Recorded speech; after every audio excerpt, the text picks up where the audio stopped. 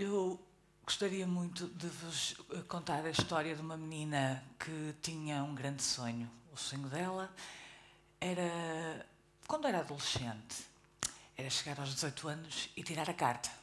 Tirar a carta e ter um carro. Yes! Era isso que ela sonhava. Mas, aos 14 anos, teve um deslize, sei lá, tal destino, se é que ele existe, puxou-nos o tapete. E essa menina ficou cega do olho direito, fez um transplante de córnea aqui no Hospital de Santo António, em Portugal. E realmente voltou a ver. Portanto, foi assim uma passagem ao de leve pelo sofrimento. Mas, aos 16 anos, algo aconteceu de novo e o que é que acontece? No olho esquerdo, desta vez, uma dor esquisita e ao fim de 15 dias a protagonista da nossa história estava cega do olho esquerdo, já com 2 operações em cima. Pois, 16 anos, a ver 80% do olho direito. Oh, que se lixe, vá, vamos fazer a nossa vida normal. Continuou a nossa protagonista a estudar, bateu assim um bocado aquela coisa da idade, 16 anos. Foi tirar curso de manequim, tinha a mania que era ali toda e tal. Ok, estou cega de um olho, se calhar o carro e a carta já não posso tirar, vou-me agarrar a outras coisas. Pimba! Aos 19 anos. A mesma questão, o mesmo bichinho, o mesmo oveíte, agora no olho direito. Aí é que foi. Aos 19 anos, a Susana cega de vez.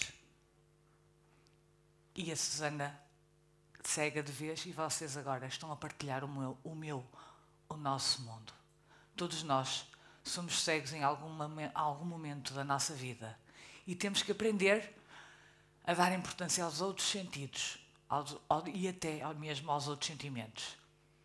Dar importância aos outros sentidos, eu sei que a Patrícia está a passar aí uma pequena brincadeira. Eu tenho aí uma saquinha com algo para cheirarmos. Sim, porque eu a partir deste dia que ceguei tive que aprender a cheirar de outra maneira. A olhar o cheiro de outra maneira. E temos aí também por aí 3 reboçadinhos, que não dava para dar para toda a gente, que senão baralhava-me toda. 3 reboçadinhos com 3 sabores diferentes. Isto é uma pequena brincadeira para vocês perceberem que não é só dos olhos que se faz a vida. Nós, começando a treinar os outros sentidos, vamos perceber que o que é que temos aí, quem tem a saquinha com algo lá dentro, a que é que cheira? Já entregaste, Patrícia? Não cheira a nada? Café. Pronto, não precisaste de ver para perceber que aí dentro tinhas grãos de café. E se calhar quem comer os roçados vai conseguir também perceber o sabor dos roçados. Isto é uma brincadeira, no sentido de vos alertar que há bom português, a necessidade aguça o engenho, e eu tive que aprender tudo de novo. E agora deixo de falar na protagonista e passo a falar em mim. Tive que aprender tudo de novo porque ou a vida parava ou então tinha que seguir em frente. Se calhar era mais fácil ter ficado lá no cantinho, no quarto, de comando na mão e pouco mais, mas não. Tive uns pais que nunca me largaram, nunca me deixaram.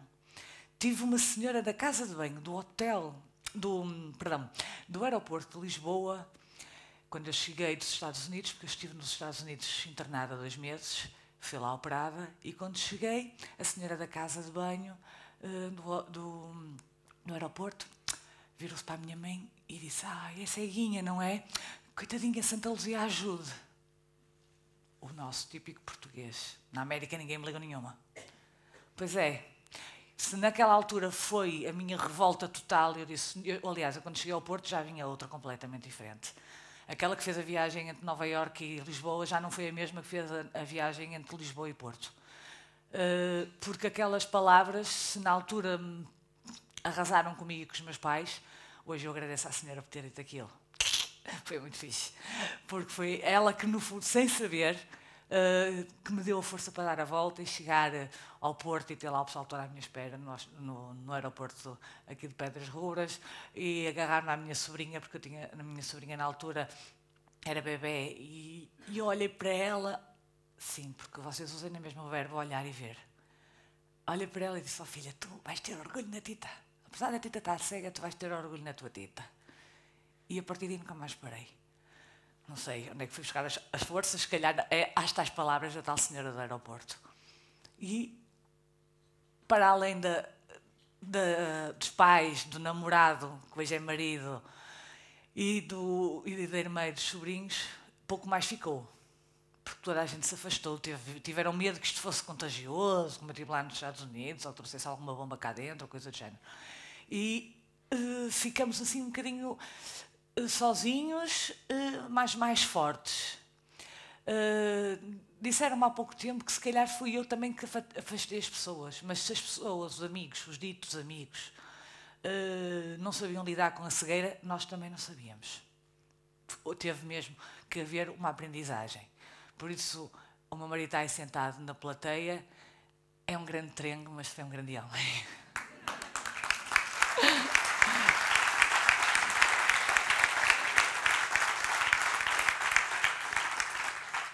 Porque, na verdade, ele tinha 21 anos e não tinha necessidade nenhuma de ficar com o fardo da ceguinha. Eu posso dizer, vocês não, tá? Da ceguinha às costas. Mas ficou. E, portanto, esta parte mais minha, mais pessoal, foi assim um tranco muito grande. Foi ter que fazer a reabilitação. Eu andava a estudar, não é? No 11º ano. Foi ter que fazer a reabilitação em paralelo com... Eu costumo dizer, eu pensei que não ia dizer isto aqui, que tinha vergonha, mas acho que já perdi a vergonha. Eu tive que aprender a limpar o rabo, de novo. E daí a importância dos outros sentidos. Eu tive que aprender a comer. Eu tive que aprender a perceber que a mão e o sentido do tato passaram a ser os meus olhos. Que o ouvido passou a ser o meu maior receptor de informação do mundo que me rodeia. E que eu, para realmente ver, tenho que viver as coisas. Ainda na quinta-feira, quando vim aqui ter com o pessoal da TED, eu disse, opá, obrigado por me terem chateado a cabeça para eu vir cá antes, porque isto só vivido. Só sentindo a entrega que eles estavam aqui todos a montar isto e a desmontar, só sentindo este calor é que realmente nós conseguimos viver. Isto agora transformem isto na vossa leitura, que estão a ler um livro, o vosso livro que tem na cabeceira da cama, e estão vocês a fazer o filme do livro que estão a ler. O cego passa muito por aqui. Nós fazemos o nosso, entre aspas, o nosso próprio filme. Temos que trabalhar então os nossos sentidos. A reabilitação custou muito. Porque eu tive que aprender a fazer a Cerelac sozinha, porque eu tive que aprender a descascar as batatas, porque eu tive que aprender a tomar banho. E de todas estas aprendizagens, ok, obrigada. Disseram-me que faltam 8 minutos para eu me calar. E como é que me disseram? Combinamos um sonzinho. Portanto, vamos tornar simples o que é simples, pronto, basicamente. Portanto, a reabilitação é uma fase muito difícil porque é aí que tu tens que aprender a olhar o mundo de outra maneira. E depois de eu ter feito a minha reabilitação, entrei portanto, para a faculdade, tirei o curso de História. Ok, eu até cegar, estudar, está quieto, nada disso. Depois disseram-me assim, olha, segue das duas uma, ou vai para professor ou vai para telefonista. Eu, vou para professor, vamos ver no que é que dá. E fui, e amei, e estudei, e tirei o curso de História, dei aulas, tirei pós-graduação em Ciências Documentais, e estou a trabalhar neste momento, graças a Deus, na Biblioteca Professor Bela Espanca de Matosinhos, e sou amiga daqui do pessoal da Biblioteca de Almeida Garrett também, tenho muitos amigos que fui construindo de novo, amigos cegos e amigos não cegos. No meio disto tudo, para o que me deu, contar histórias. A que é hoje diretora aqui da biblioteca, na altura trabalhava comigo e disse, olha, tu não queres, tu tens jeito para contar histórias. Pai, eu ceguinha lá no meio dos putos, como é que vai ser? É a melhor do mundo, vocês não imaginam. Ir buscá-los à porta da biblioteca, guiá-los, os mais pequeninos nem ligam nenhuma à bengala, os mais velhos já perguntam e eu digo que é para lhes bater se eles se portarem mal. Claro que depois desmonto, não é? Como é óbvio. Uh, Chegar com eles à sala da hora do conto, ter a sala da hora do conto organizada, toda a equipa que trabalha comigo, ou que eu trabalho com eles na biblioteca, já estamos super habituados, já sabemos onde é que pomos a cadeira da hora do contador de histórias, já sabemos, tudo, está tudo de tal forma, sei lá, encadeado, porque a gente já faz as coisas já sem pensar. E depois há uma aceitação muito fixe por parte dos miúdos, porque os mais velhos perguntam e acham estranho, não é? Mas os mais pequeninos nem se apercebem sequer, porque a Susana que não vê.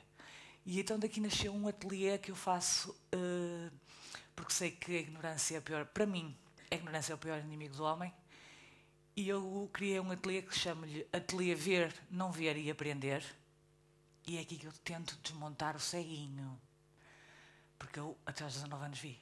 E o ceguinho era aquele que estava na igreja do Senhor de Matosinhos a pedir no dia da festa. E eu desmontar tudo isto. Então, nesse ateliê ver, vocês veem, não ver, eu não vejo. E vamos ambos aprender. Eu explico aos miúdos, quando são miúdos, a vocês, quando são vocês, adultos. Mas aos miúdos é mais fixe, porque eles perguntam e vocês não têm lata para perguntar. Susana, como é que tomas banho? Com água. Susana, como é que comes? Com a boca. E então a Susana, numa brincadeira, mas a sério, a brincar mesmo, explica e desmonta todos estes mitos que muitas vezes estão na cabeça, nas vossas cabeças, porque também estavam na minha. E isto, através das crianças, chega, sabem, vocês para onde?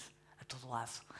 E depois é muito giro eles perceberem que o cego pega numa moeda ou pega numa nota e na moeda, através desta parte lateral da moeda, ao apalpar, consegue identificar qual é a moeda, e que se olhar para o prato e nós pensarmos que está um relógio em cima do prato, ao meio-dia estão as batatas, às 6 está a carne e às 3 estão as leguminosas, senão eles matam-me, para não dizer arroz, não é? Portanto, é melhor conhecer legumes.